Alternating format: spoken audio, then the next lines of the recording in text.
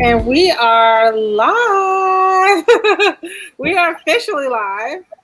All right, guys. Hi, everyone out there in the internet.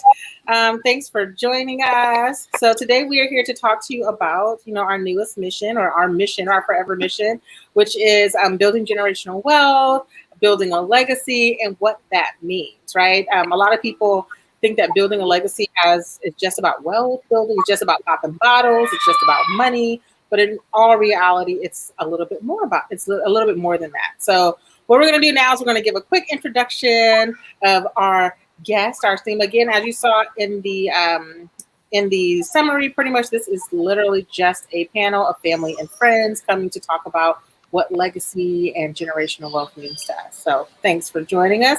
Let's go ahead, and I'm going to go around what's happening on my screen. We'll see. I don't know what's happening on everyone else's screen. So let's talk to Miss Vanessa first. Good afternoon, everyone. Well, it's at least afternoon where I am, so it's at least afternoon where you are. I'm excited to be here, not only to be here because two of my favorite people are in this discussion, but in addition to that, I love this topic. Love this topic. This is what's going to propel us to the level in which we were intended to be. So I'm excited to be here, talk about legacy, which simply means the future for me. I feel like I've lived, I have a grand life, and I want to share what I've been able to acquire in terms of knowledge and experience to help someone else move forward, move to their destiny. And this is a huge part of getting there. So thank you for the invitation, and I'm here to the end. Yay, thank you. And for those that are watching, just a quick add to that. So Miss Vanessa is actually my aunt. So when I say Auntie Nessa, you'll know what I'm saying. And then we also have other people watching who will call her Auntie Nessa. So Auntie, sorry to let you know, but between here, Clubhouse, Jamila, you're Auntie Nessa to everyone. Awesome. And next we have Miss Linnea Heatley. Hey, so I'm Linnea. I am Michelle's cousin, so thank you for inviting me. And as she mentioned, I recently purchased a home.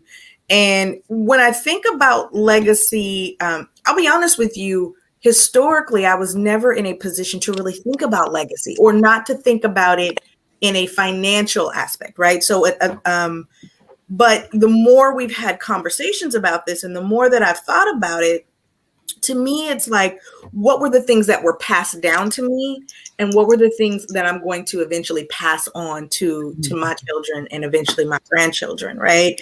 And so when I start to think about it that way, it kind of broadens it up for me a little bit, right? It's not just about these tangible financial things that I'm leaving my kids, but what sort of things that I'm leaving as far as character, right? As far as faith and things like that. So, and I can say that the conversations that you and I have had about this, Michelle, have really kind of expanded the way that I've thought about this, and kind of really and truly, a lot of times we say, well, yeah, no one really left me anything, right? And then as we've had these conversations, I started to think, well, no, I've been left a lot. You know what I mean? And what of those things that were left to me am I then passing on, right? Because there's some amazing things. So thank you for the opportunity to have this discussion today.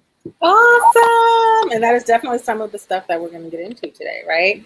And Miss Diane, thanks for joining us, Diane.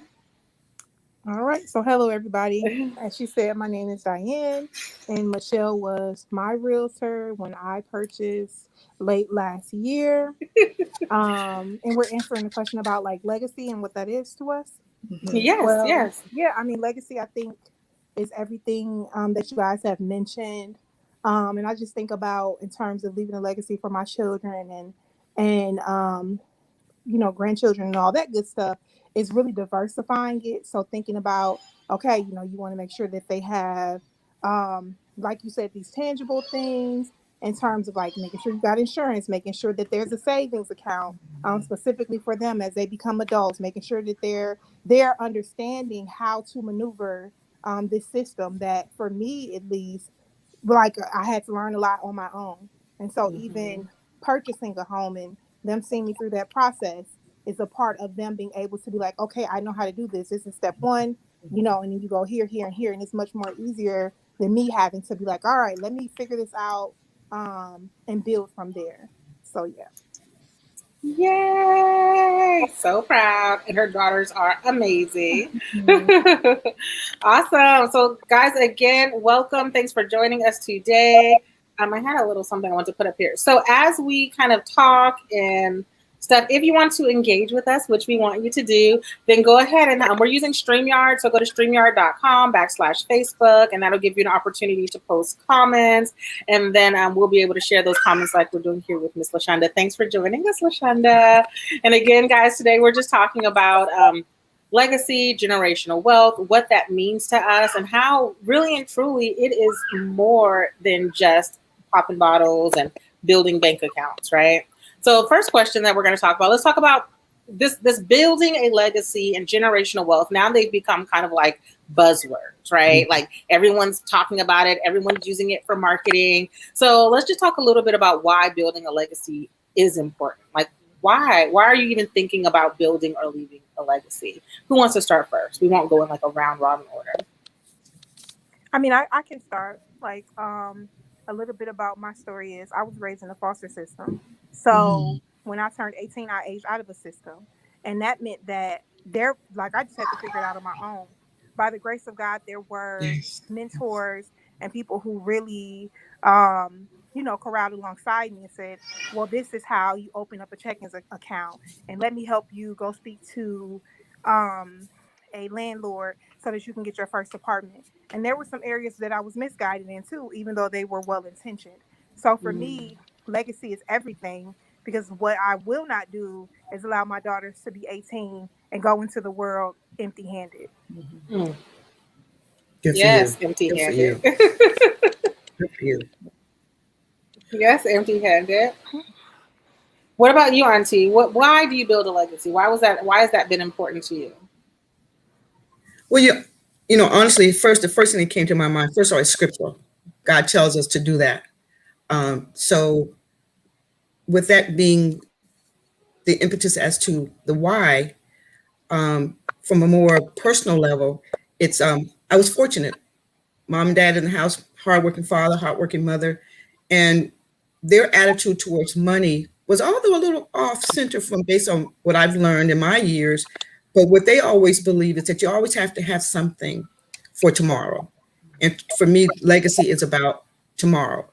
But I think what's more important about tomorrow is that by the grace of God, tomorrow comes. Are you ready for tomorrow? And are you going to have the resources in place to be able to survive tomorrow? In addition to that, if I can do that for myself, I certainly can do that for someone else. And who those someone else's are, is that correct? Who those other people are those first who are related to me, and then someone else outside of that circle. So it's legacy for me starts at home first, and then beyond that, it starts with whoever you're led to help.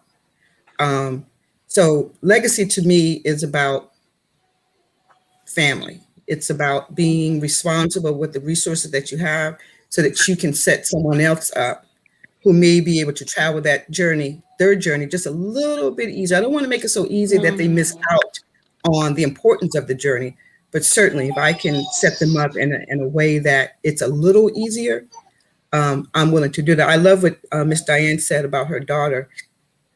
Miss Diane, if you can't do anything else for that baby, please explain to her about the value, the power, the options that money provides. I mean, again, my parents were hardworking people, so they weren't frivolous with money.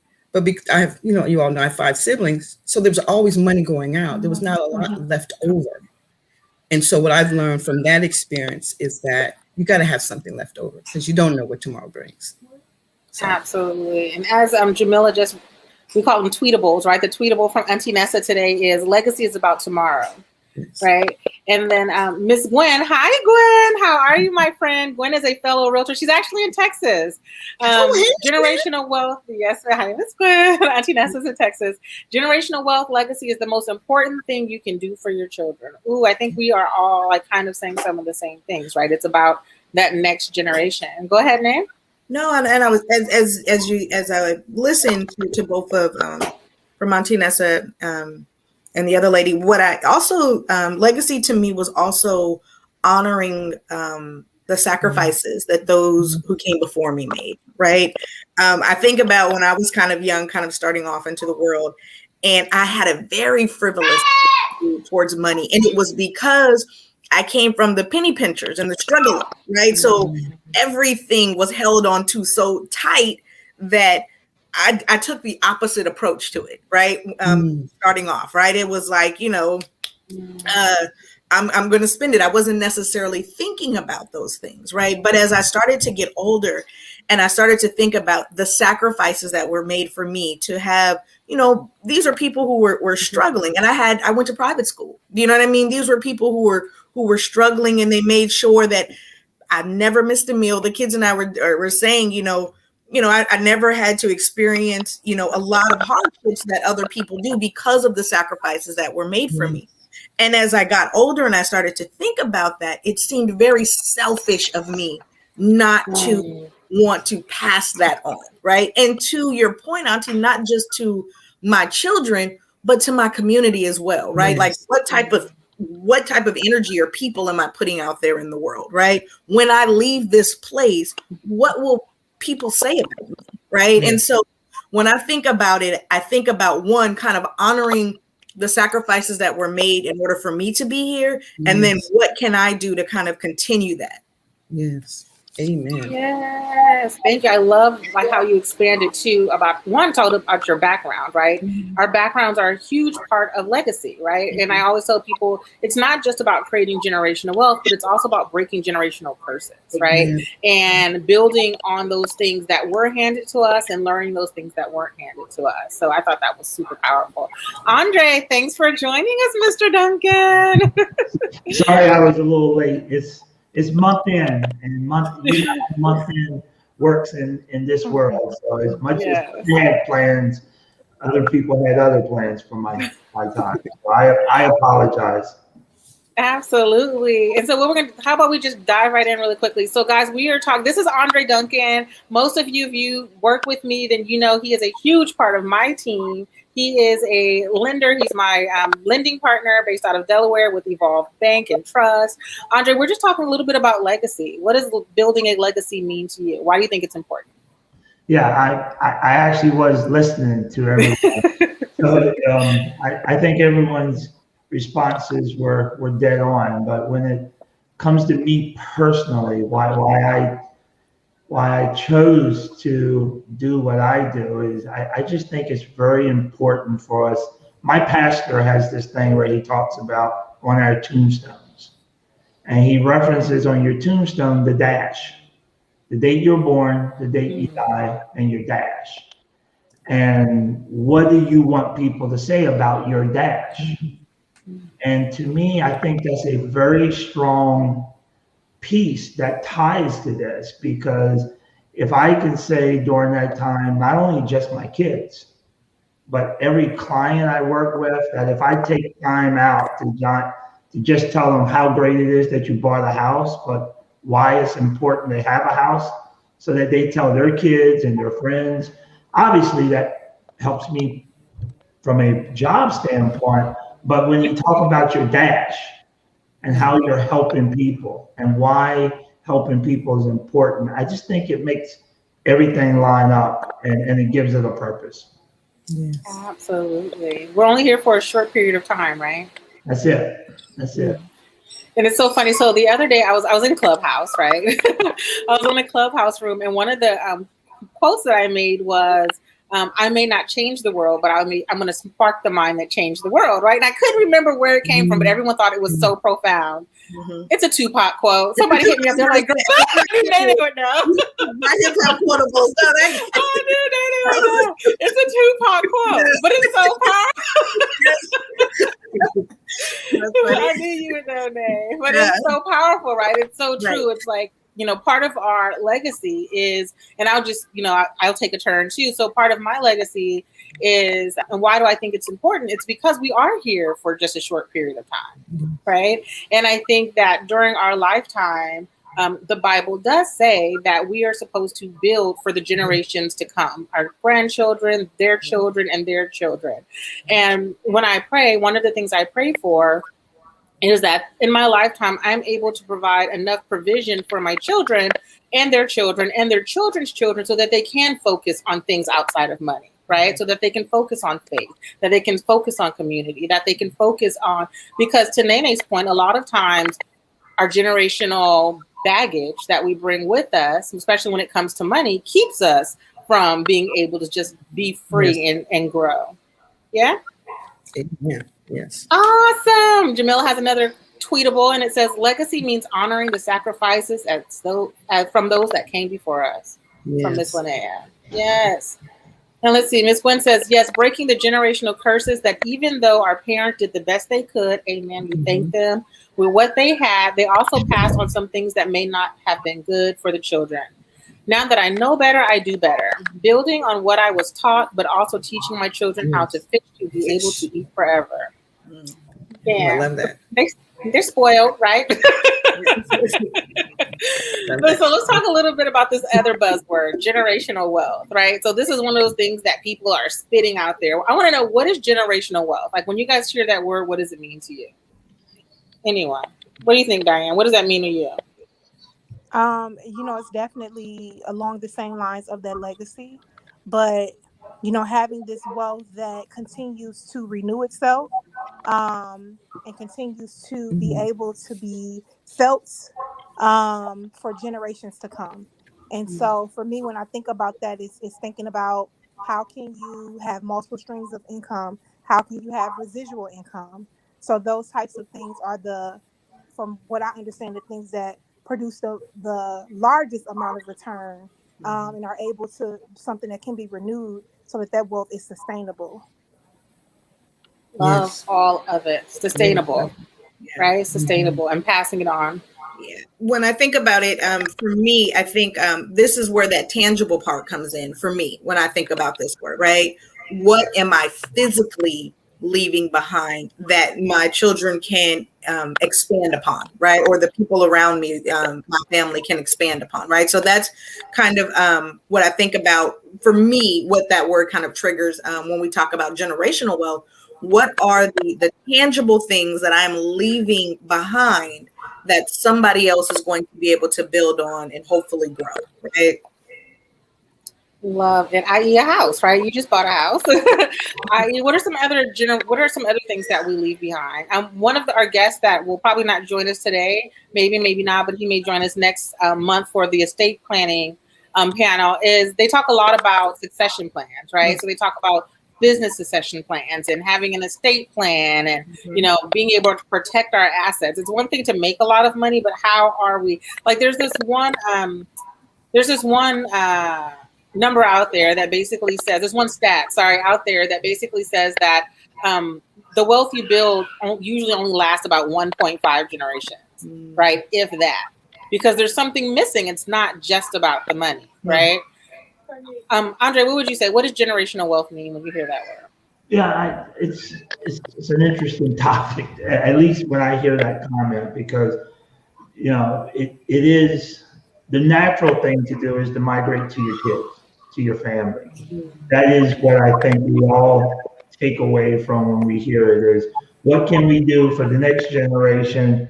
But I do believe, and I have a big belief in the physical parts of it, but I think we gotta invest the time in the knowledge, because if we just leave physical things and we just leave monetary things, it's not even gonna last 1.5 generations. Right.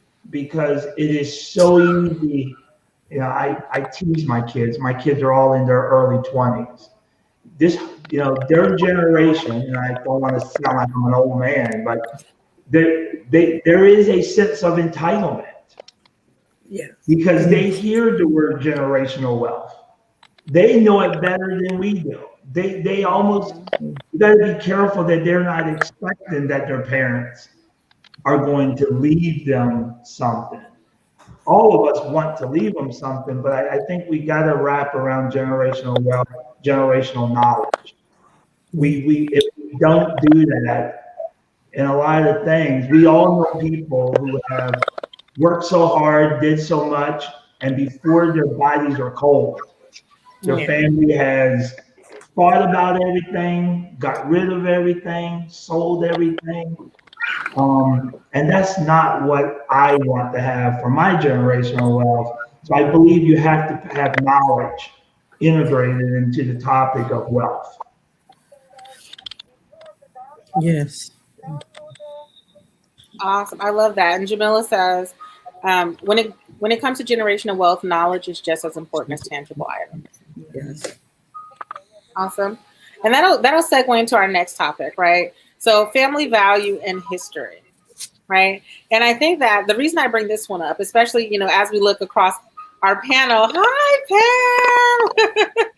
So we have our next guest. This is Pam Covarrubias. And she is one of my business besties. Hi, Pam. Thanks for joining us.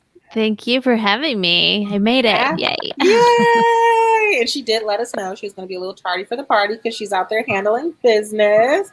She said, Awesome. This is actually the best part too, like for Pam to come in, because a huge part of Pam's story has to do with her family, right? So of course, Pam, we're talking about legacy and generational wealth. We just finished talking about what legacy and generational wealth mean to us. And we're actually segueing into family values and history and how that is either a part of or impacts our legacy, right? Can you introduce yourself and tell us a little bit about your story? Totally. Good morning, afternoon in the East Coast for everyone. My name is Pam Covarrubias. I'm a business coach, and I became the business coach that my mom needed when she had a business. And so when it comes to family and values and history, that's so important because I want to help the people that look and sound like me. And oftentimes I see that there's no access, there's no possibilities, and sometimes it's intimidating. I'm thinking of like so many of my clients who have, like, even filing for your EIN number is scary because of the trauma their families have carried from generations of like just dealing with the government. And so that's who I am. I don't know how far you want me to go. No, that is great. That is great. So Pam, when you said something, and of course I know your story, right? When you say you are the business coach that your mom needed, what does that mean? Well, I saw the struggles and the lack of support and the oftentimes like lack of family support, even because they don't know what they don't know. We don't come from families who have built the things or have had the access to the resources. And so the immediate relationships can't even help because there's those options, we don't know about them. And so seeing that in my little 13-year-old self, I was like, well, how can I help? And the way that I could was to start working, because that's what to do. And so as I grew, I was like, wait, there are ways that people are doing it that don't require me to like work until like my eyes bleed and like I'm so burnt out. And so exploring, and I also had the privilege to be in places and spaces that people of color aren't always. And I got to see how other people navigate just money and business, and they make decisions, and it was fascinating. And I'm like, look, maybe my mom didn't have the resources, but there's other people that look and sound like me that need this. So let's open the gates and share the information. Yay! And so guys, that's like a key example of what we were talking about, right? That's like building on our generational baggage and our generational curses and taking that and building something to pass on. And then, a big part of what Pam was talking about is that community piece. We were saying we sometimes, our legacy starts in our family, but then it expands into our community. So I think that is super awesome. So let's talk a little bit about family values and history, right? So, and where I was going with this question was, a lot of times, as we've already acknowledged, when it comes to generational wealth, we think money, right? We think assets, we think houses, we think homes. But I think a lot of times people miss out on the value of the story, right? And everyone here, you know, we are from communities, people of color, where a lot of our history has been lost, right? A lot of those traditions and stories have been lost. And so I think it's super important for us to pass those things on to our children, like talk to our grandparents, our great grandparents, and pass. They say that children who grow up in multi-generational families have an advantage. Why? Because they have the opportunity to learn values from different people.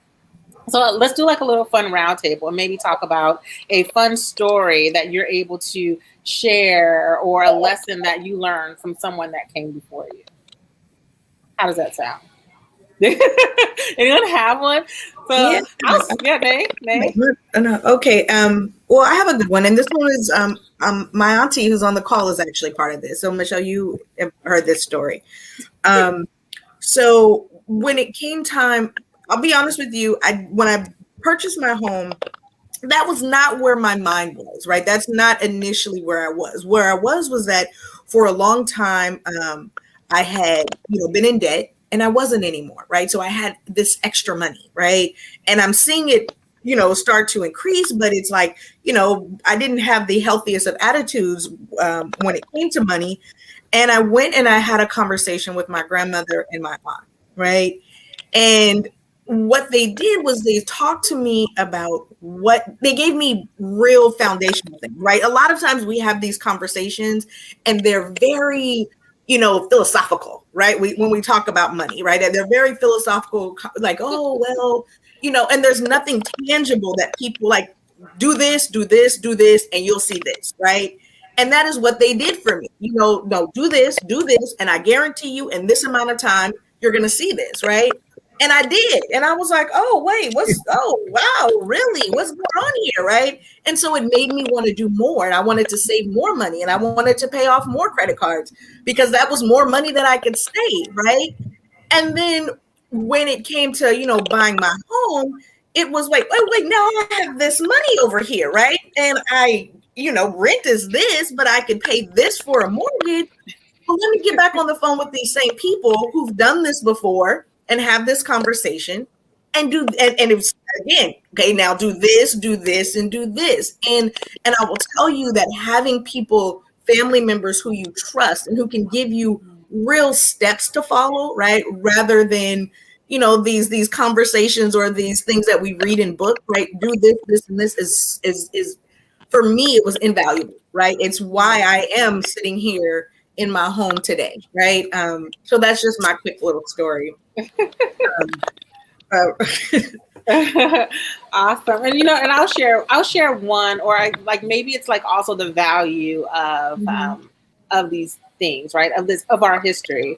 And it's not, so we have the privilege, right? We do have, and I use that word, we have the privilege because in our family, we grew up with great aunts and great uncles and distant cousins being like my second, third cousins. We just call each other cousins. You know what I mean? We went to family reunions every 2 years. So there's a lot of history that we've been able to, and that's on my father's side, right? Well, on my mother's side, I didn't have that much of a connection. And there was like gaps in my story, right? I didn't know I had these gaps.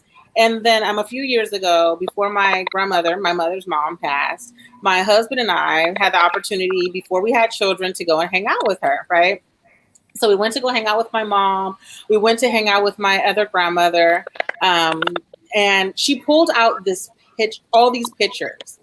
And they were pictures of me and my little sister from the ages of like 0 to 6. And I had never seen that. And I only have ever seen maybe 2 pictures of me in those years. And so it changed my life. It changed my life because it made me feel whole, and it filled a hole that I didn't even know was there.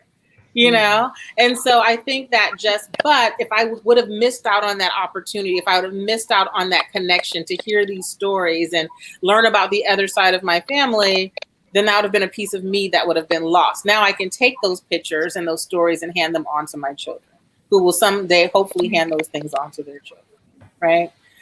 So what about you, Auntie? Give us a little bit of family values and history. What is that? Why is it important to pass those things on? Well, it's important for everything that you ladies have said. And,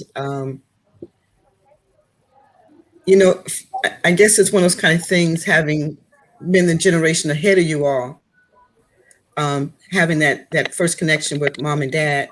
I'm trying to think of what is it that makes it so meaningful, generational, because some of us have generational baggage, and I think for me at a very early age, I think because my mother and father modeled for me, for my brothers and sisters, that was not an option, being tied to the things that didn't work right in the past, in our family and other families in our community, other communities, that there was no reason to claim why it happened to us, or sit down and spend more talking about what didn't go right versus what can go right. And so my attitude and my outlook as a young person going forward was never about what I couldn't do.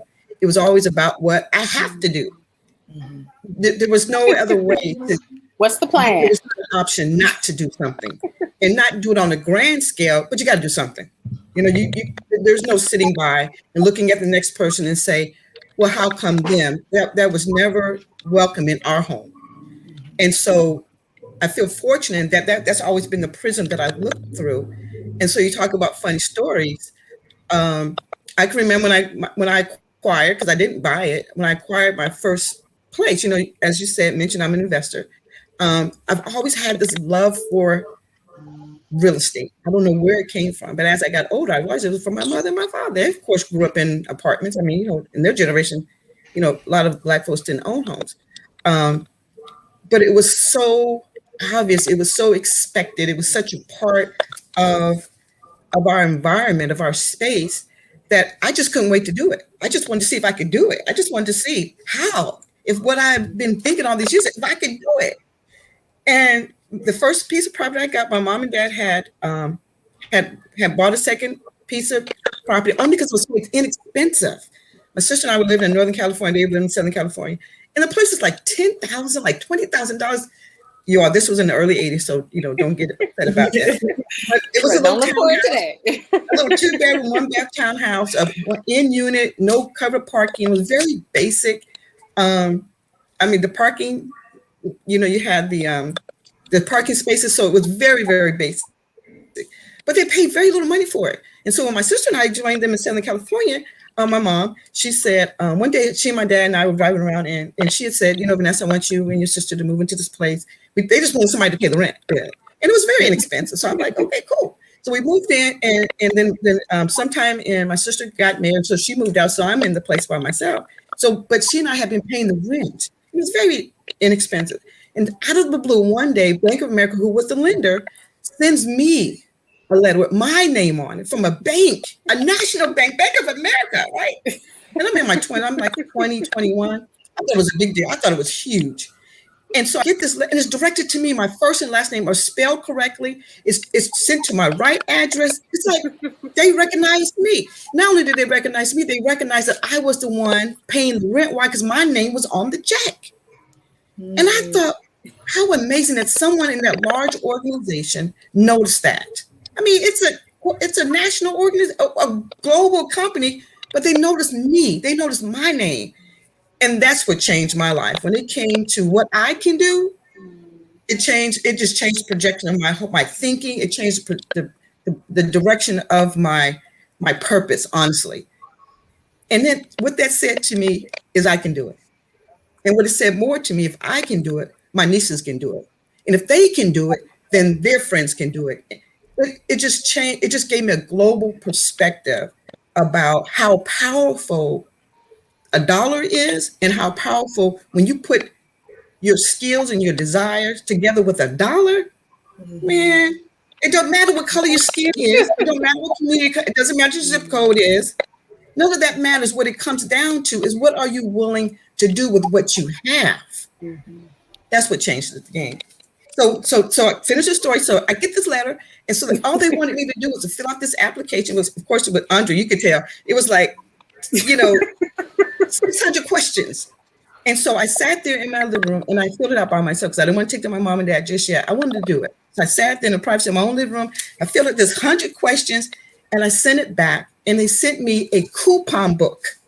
Andre, you remember those, right? I'm aging myself. Remember to see your coupon book. You have to tear I off. know you keep, I just know Add you your check keep to it. calling me out as the old one. I know I'm a little gray and all, but that's okay. I'm just Go ahead, Vanessa. I understand. I understand. I should have dyed it up before I joined you, but that's okay. Go ahead, Mine is colored up. Mine's colored up. But so I get a coupon book, and I'll finish that. So every month I had the opportunity, I had the privilege to fill out a check, add it to this coupon, and mail it back into Bank of America, and that started me on my path because it was inexpensive. So I lived in it for a couple of years, and then I moved out and rented it to a couple. They lived in it, and when they got mad because they didn't want to be together anymore, I said, "That's okay. I had somebody else want to rent it." They telling moved all out. the business. You're telling all their business. That just started me. That's how I got started. I tell you. So education. So Andre, and Miss Diane, I believe in Andre. You know this, that Scripture tells you to get an understanding, get the knowledge. But in terms of the knowledge, you need to understand what the knowledge is all about. Because you can learn a whole bunch of stuff, but unless you know what it means that it does absolutely nothing. It does not serve you. And so, to Linnea's point, it's about the application. Things can be so abstract because when you're looking at other people, you're thinking, "Oh, that was meant for them." So it seems so abstract. It's not for you. No, you get an understanding of you get that knowledge, but you got to apply that understanding so then you can then execute it into doing what it is, whatever you want to do. So it's the education. Now I dropped the mic. Yeah, it's the education. It's the education. Awesome. Once people get educated, there's no stopping them. Most educated people, they understand that. There's no stopping them. So anyway, that's my 2 cents. Awesome. And what we heard from that auntie was that, when it came to family values, education, mindset, you had someone in the comments say, mindset is everything, change that mindset. That was one of the takeaways. Yeah. The Jamila says, speak, Auntie Nessa. Pam said, drop the mic. I think education, fortitude, those are some of the things that were passed on to you, and the love and passion, or real estate, just being able to maneuver through real estate. I think those were some of those things. I want to, before we move on to that, I'm going to respect everyone's time, so we will finish at the top of the hour. But before we move on to real estate, I wanted to know if Pam or Diane or Andre wanted to chime in about family values or anything like that, or history. Nope, we're good. Awesome. I have one Yes, quick please. one. The power of intentionality that Auntie Vanessa was talking about was so good. And I thought about a story of, I went to the farmer's market with my mom, and I remember hearing her say to every vendor that we would buy from, she would say, "I hope you sell out today." And then I would be like, "She's so weird." And so then at the end, why would she say that? Right? And so then at the end, she's like, "You always want to bless them because it's the law of abundance that will return to you." And so when you with intention, the power of intention, you say, "I really hope, genuinely hope that you sell out today, that you do your best sell today." It's you're throwing that boomerang so it can come back to you 3 or 4-fold. And I don't know. I just thought about that with the power of intention. I love that. And that's why, too, I think it's important, the broader family, right, which is your community. So, I've had deep conversations with Pam, and of course, pretty much everyone on this panel about different aspects of life and my life. And I think that we all are able to to get stuff from each other by those conversations. That was super, super powerful, Pam. Thank you so much. The power of intention, guys. Put it out there, bless someone else, and it's going to come back to you. Let's talk a little bit. Auntie segued a little into it. Let's talk a little bit. So just to reset the room, as we say in Clubhouse, what we're talking about today is building a legacy, generational wealth. Why?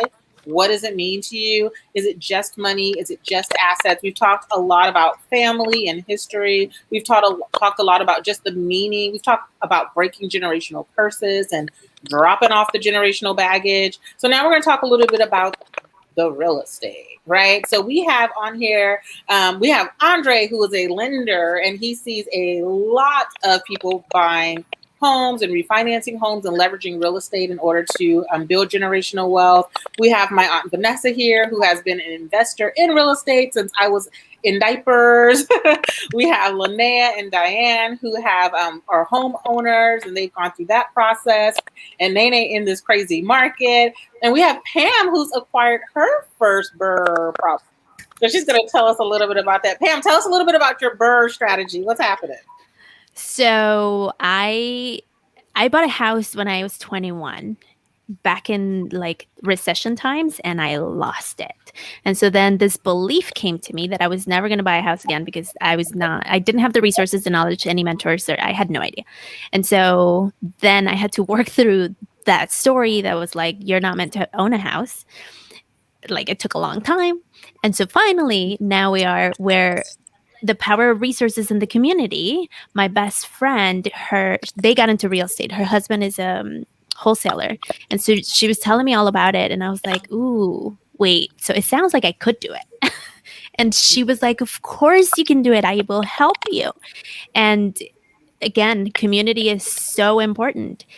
So I saved my money and I went to the Midwest because I live in California. And if you know anything about the market, this is not where you want to start unless you have a lot. And so I went to the Midwest where my best friend lives.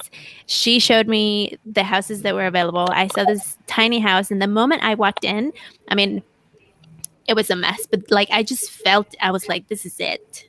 It's like this is going to be my first one. And so at the end of the day, we went to lunch with them, and I was already sold. I was like, okay, just tell me where to sign. I'll give you all the savings that I have. Let's get this done. And it's done. And so now we're like fixing it. So it's the burr method. So we bought it a mess. Then we're remodeling it and then hoping to get it rented. And my goal is to provide safe housing for families that need it.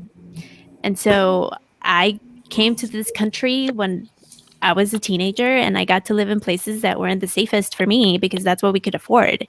And so now I want to provide safe housing, maybe affordable for people, but at least they can find a place where the moment they walk in, they feel safe and there's no rodents and things crawling in their bed sheets. And so that's my goal. I'm so excited.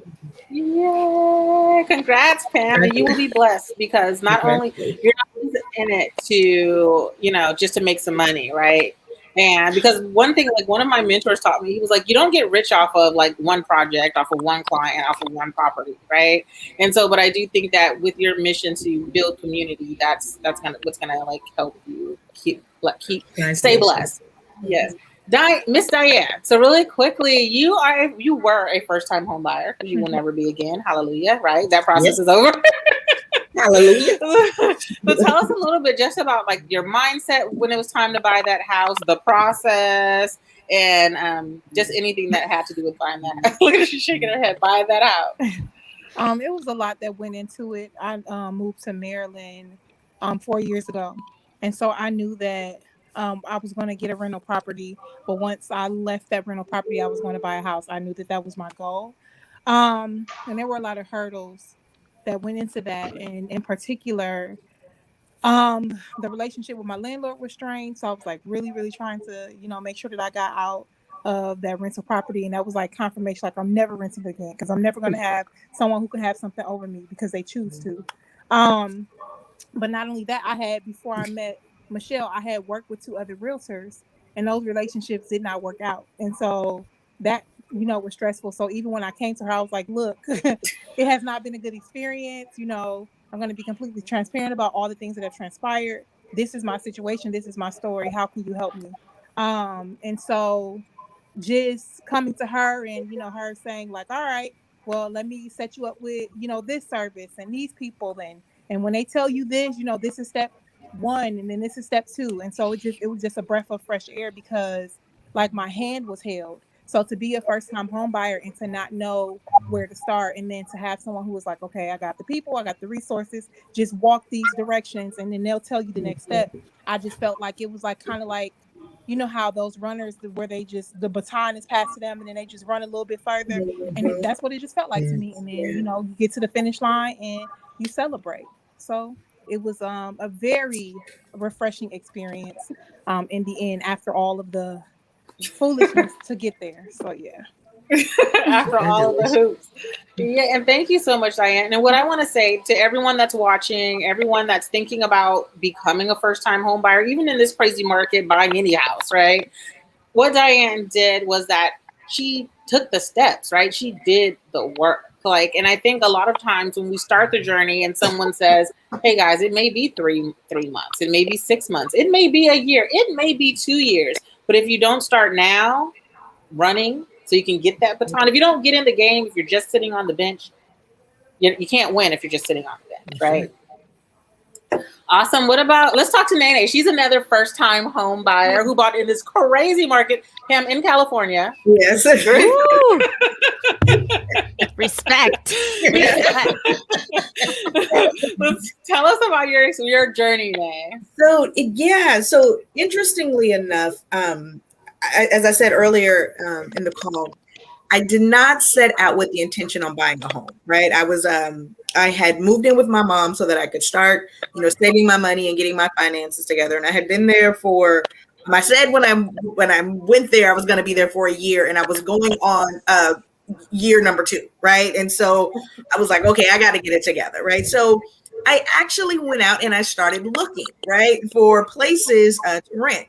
And it's funny about rent, because if you're out of the rental market for a certain period of time, it seems like the prices jump exponentially, right? And so I went and I was looking for an apartment, and I'm like, wait a minute. I was like, they want me to pay what for what? Right? And so I came back after looking at a couple of places, and my credit was right, and I had the money, and I made enough. So they were in hot pursuit of me, these rental places, right? And I'm like, well, who else would be in hot pursuit of me? If these people want me, who else would want me, right? And so I just sat down and I filled out a lending application online, you guys. I was totally not like, I was just messing around, if we're being serious, right? And it was like, well, how much money do you think you'll need for the house, right? And I just threw a number out there. And it came back and it was like more than what I asked for. And I was like, well, hold on now. So I got a little bit nervous at that point, right? I was like, okay, let me sit on this for a second, because this is going a little bit faster than what I had anticipated a little bit. So then I started, very much, I'm, what do you call it? The people that dip their toe in the pool before they kind of jump in. And so I kind of started my search online, right? And just kind of looking at the Zillows and all of those different places. And I had just put out another feeler, right? And someone, again, once they know that you're in the market and you have all of the things, the approvals and all, they're on it, right? And so I too went through more than one realtor, Diane, right? It ended up being my third realtor as well. I don't know, something about that number 3 when it comes to realtor. Number 3. But I heard a story about that. It's like you don't want to be the first wife or the second, or something like that. It was some kind of realtor. So yeah. Anyway, but yeah, and so the house that I have now was actually the very first house that I looked at, you guys, right? It was the very first house. And I instantly, I was like, oh no, this is it. Like, it's funny because it was the first house I walked into, right? And I ended up getting outbid, you guys, right? So I didn't, and I was so sad, because in my mind, I was like, this is where I was supposed to be. So I went for the next 3 to 4 months, right? Going through the process again, right? Going through the process. And I always, and everyone who knows me knows that I believe in God, right? And so I was up at midnight, right? Just kind of scrolling through my phone. I should have been asleep. And I got a message from one of those websites that says that the house that I had looked at was back on the market, right? This is at midnight. So I'm like, what? I get up in the morning, I call my realtor. He says, no, Lynette, it's not there. I don't see it. I'm like, no. I saw that message. It was there. Like, find out about this. Come to find out, the deal had fell through and the house had been vandalized. So it wasn't even on the market, you guys, right? The house wasn't even on the market. He says, well, here, Lynette, we're in a good spot. He says, the house isn't on the market. Let me call them and start to kind of prime them for you a little bit, so that as soon as it does come on the market, you're already there, right? And that is what ended up happening, you guys. Like, he, kind of did his little realtor magic with the guy, like I said, the lucky number 3. And I ended up getting the house. And even though this market is so competitive, Michelle and I talked about this. I ended up getting half on in this, which is unheard of in this market. I ended up getting half on my closing costs. They, without even asking, they paid the warranty. They did a lot of things that, for me, just let me know that God was in the plan, that this was supposed to be my house. So yeah, that's my story. But yeah. Yay! Yes, and for those that don't understand what she's talking about, the market's crazy, right? The market's absolutely insane. So you have to be prepared. So when your realtor says that sellers really aren't obligated to, well, they're never obligated, but they're really not giving help or concessions or closing costs, that's a reality in this market, right? So the fact that you received that, like you said, that was your house. The fact that the house miraculously showed up on the market when it really wasn't, that was your house. Right? So. Yes. Awesome. Okay, so really quickly, Auntie Nessa, I know you have like a long history with not that long, I'm sorry, with real with real estate. Just tell us a little bit about, what was your favorite purchase? Oh, Jamila loves the story about you rolling on the floor. I did that. I really did that. Yes, what was your favorite purchase and how did it make you feel? Ms. Pam, first of all, thank you so much for telling your story, because it is a part of mine that I'm really battling with. But because my niece is the host and I want to be as transparent and honest as possible without y'all getting in my business. So to answer your question, so I'll just leave that there. Maybe in the next conversation, I'll be as brave as you, Ms. Pam, and share it.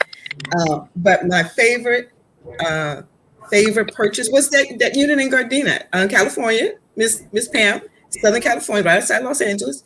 And it was a 3-bedroom, 2-bath, 2-car garage. And that was probably my third purchase, but the others were with the intent on renting. It was an investment. When I purchased the other two, was for the purpose of renting. This purchase was actually for me and my sister and my nieces to make a home. We were living in a little apartment. And so I just happened to be driving down the street, which is my style. I drive through a community that I like. And then I don't rely on, I didn't have the kind of realtor that Michelle is.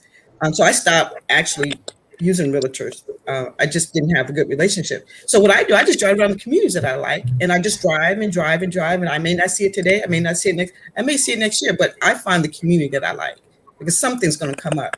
And so it just happened. It was a community that I liked, and for sale sign was out front. And I won't make the story long, so I know you're trying to respect the time. Long story short, it was a unit. It was a townhouse, and it was a 5-unit building, which that's what was my goal. I wanted a small building, and the prior owner just basically walked away from it. And so I got it at a really good price. It was $120. I bought it for $128,000, and yes, $128,000. And to Linnea's point, even to Miss Diane's point, even though I had purchased property in advance prior, I didn't think I could do it by myself. I had done the others by myself, but I had my mom and dad co-signed. This was the first purchase I made on my strength, on my money, my past, my credit history, everything. There was no one else's name on that file but mine. And so when it all came together, and the lady handed me the keys, it's just me and her in the office, because everything else had been done, with a third party. So it's time for her to hand me the keys. So it's just me and her sitting in the office, and we're kicking it, and she just slides this folder over to me, and I'm thinking it's got, you guys got to sign like 3,000 pieces of paper. So I'm thinking it's another pile of papers I got to sign. And Andre, and I opened up, and the keys were in there, and I thought, oh my God! So I drive to the place, and I open up the door, and it's empty, totally empty. And I walk in, and I close the door, and after thanking God and really taking a moment to appreciate the experience. And I told Mr. Miller knows the story. I had a moment of I derobed, and I'm just rolling around on the carpet, walking through and just enjoying my time and thanking God. And it was a great moment, I tell you. It's one of those moments. So then I quickly realized, this is kind of crazy. Put my clothes back on, and then I honestly, this is the honest truth. I started planning for the next one because I said, if I can do this, I can do it again. And from that moment, in addition to everything that had happened prior to then, in terms of the success that I had, I thought, this is easy. It's not that hard. It looks hard if you're on the outside looking in. And so what you have to decide is you're not going to be on the outside. You're going to come on in and allow someone else to see your work and let someone else see how you did it. And then you show them how to do it, like to Mr. Diane's point. It's not that hard. But what it does take, it takes commitment, it takes initiative, it takes gumption, it takes belief, it takes courage. It takes courage. And if you got all that, then you just plan it. Miss Linnea, Miss Pam, you all, Miss Diane, you all are planning for the next one. Yes. And then the one after that, plan for the next two, because it is possible. What I believe and what was fortunate for me is I had a really decent, good job. And I'm not afraid to work. I have no problem working. And once I realized what I needed to do in order to get the second one, then my plan was in place, and it was just all steam ahead. It was just, it was a great, I look back, I learned a lot from my mistakes. So maybe that'll be another discussion.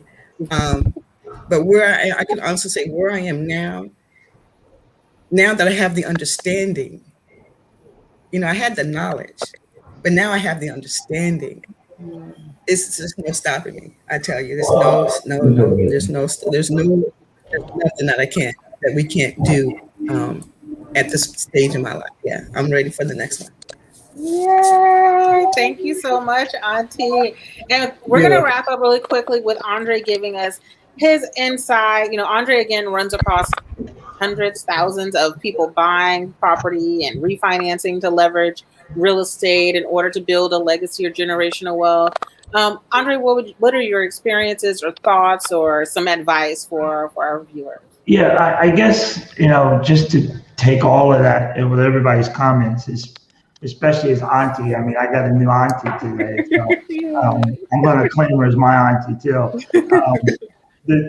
I think my biggest takeaway, and there's so many stories over my 14 years of doing this, Lyndon, but the biggest piece is this lack of education.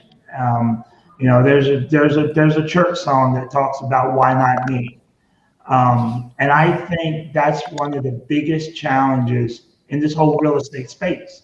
We all subconsciously, especially younger buyers, older buyers, people who had a house, lost a house. The industry has a trap, in my opinion. I believe there's a trap in the industry. As you guys are now moving into investing and doing investing and buying rental properties, for the longest time, there was a culture to keep people who rent to keep renting. They wanted you to think you couldn't buy a house without putting 20% down. They wanted you to believe that if you lost the house, you could never buy a house again. One of my first home buying seminars I ever did, I mean, it's like 13, 14 years ago, my opening question always was, tell me why you haven't bought a house before. And I can remember like it was yesterday. There was a lady, she raised her hand. I don't know how old she was. I think she was like in her 70s. She didn't look like she was in her 70s. And I asked, and her answer was, well, I was told I was too old because I'm going to die. I'm not going to live 30 years. Her belief was that she couldn't buy a house after she got past a certain age because she didn't think she was going to live for 30 years. The lady had great credit, had money. She just didn't think she could buy. And so all I just want everybody to take away is, if you believe you should have a house, and the word tells you that you are entitled to your blessing. Don't let anybody tell you that you can't do it. That's the biggest mistake. And the society real estate market has a built-in mechanism to create renters. That's why everybody wants to own rental properties. It's a profitable business. So my feeling is There's nothing wrong with that. And people, for a lot of people, that's what they should do. But that shouldn't be their end game. I mean, I got friends, I'm from the South, who are living in the same house that their grandparents lived in, and they don't own it. They've been renting that house for 3 or 4 generations. That house has been paid for 1 million times, and someone understood generational wealth that owns that house. Because they're people who originally bought it are dead and gone, but they left it to their kids, to their kids, to their kids. I'm saying if you say, why not me? Your house is out there. It's just a matter of like my auntie said, how much work do you want to put in to get your house? Yes. That's my synopsis of it. That I just believe it's so easy to say, you stump your toe. Oh, I was told no. Well, I'll go buy a 5,000. I'll go get a car payment for 1,000. Screw that house. Right. They told me I ain't got enough money. Well, forget it. I ain't buying a house. I'll go rent an apartment 3 times what the rent is. There's so many easy ways to get off track, and I just think that's the part that makes people walk away from real estate when they shouldn't. Yay! Another mic drop moment. Another mic drop moment. Yes, thank guys. And I think like the overall consensus here today was, one, you can do it, right? Whether it's buying your first property, your second property, your next property, or your next property, your next property, right? Because that's what we believe in. Whether it is building a legacy by sharing stories and passing history and other things and values to your children and your children's children and your community, right? So because before I ever had my own children, I already had children, Linnea's children, right? And so that's how, and then there's the greater community, right? I think that you can do it is lesson number one that we took away today. The other one is that it takes hard work, right? Fortitude, like, you know, that don't take that first no as a no forever. Keep going. Don't go buy a car, right? Just because the bank said no today, they will probably say no 3 months from now if you don't go buy that car, right? You know, and just to keep going. So I just want to say thank you to Auntie Nessa, Nene, Pam, Andre, Diane for like joining us today, being so transparent. We do get together like this. We get together on Clubhouse every Wednesday to talk about the crazy real estate market. Andre, his team, my team, we get together and hold online home buyer events once a month. So if you want to get the real nitty gritty from Andre, where he's really telling you how to get into that house, join us. We'll send out emails and stuff like that. The group that you see here, this is a part of my tribe, my circle. So you will meet and see them and hear from them often. So thanks guys so much for spending your Friday with me. I really appreciate it. Thank you. Bye, guys. Enjoy the Friday. Enjoy your Friday. Thank you. Bye. Bye, everyone. Bye-bye.